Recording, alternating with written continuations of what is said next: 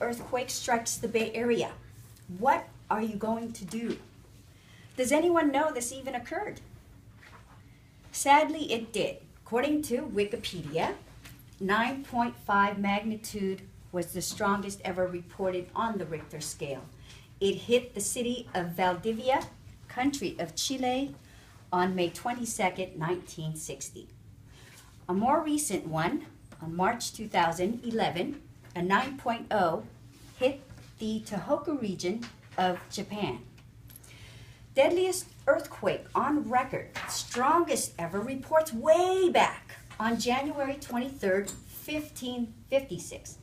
None of us were alive then, thankfully. An estimated 830,000 lives perished in Shaanxi, China, on a magnitude of 8.0. And just 4 years ago, Haiti lost an estimated 100 to 316,000 lives on a 7.0 magnitude earthquake. If and when this hits home, how will you react? Better yet, how will you prepare? But most importantly, how many of you have an emergency kit? Anyone? Awesome. Well, the good news is for those of you who don't, let's not be lackadaisical.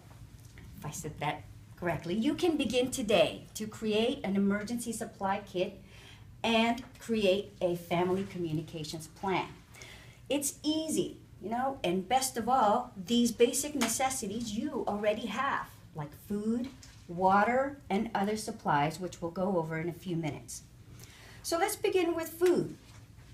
You don't want to pack anything that will rot or perish easily, like fresh fruits, vegetables, and fresh meats. They recommend non-perishable goods, such as canned foods, tuna, salmon, beans, fruits, salt-free crackers, whole grain cereals, and REI and any mountain has those bags and meals in a silver bag like what the astronauts eat. And all you do is add hot water and voila, you've got something good and nutritious to eat. Don't pack anything that will make you thirsty.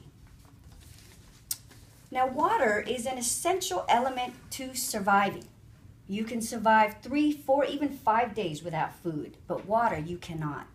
Have at least 1 gallon per person per day. With food and water, pack a minimum of 3 days supply and keep these in cool, dark places. Now, the other supplies are really just about everything else. I handed you a emergency supply list, and a few of the things that stand out to me are make sure you have a first aid kit, flashlight with extra batteries because you never know when disaster will strike, and have a can opener too for your canned goods. One thing that stood out to me was this little tiny whistle. See how small this little device is? It packs a punch. It's probably louder than all of us. Just to give you an example. Because, you might be trapped under or a place you can't, get out. So it's a good little device to have.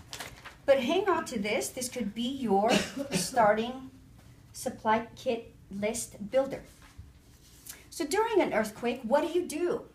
If you're indoors, they recommend dropping to the floor and take cover under a sturdy desk, table, or piece of furniture. And hold on until the shaking stops. Stay away from glass, mirrors, or anything that could fall, like bookshelves or picture frames.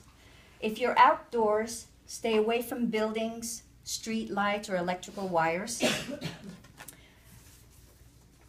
After an earthquake, when the shaking stops, look around to make sure it's safe and exit the building if you have to. Give first aid where appropriate and expect that aftershocks and power outages could occur. If you happen to have a battery-operated radio, listen to it for the latest information. And leave the area immediately if you smell any fumes or odors. Create an ICE plan for your family. ICE stands for in case of emergency. An out-of-state contact, such as a friend or relative, is a helpful number to have.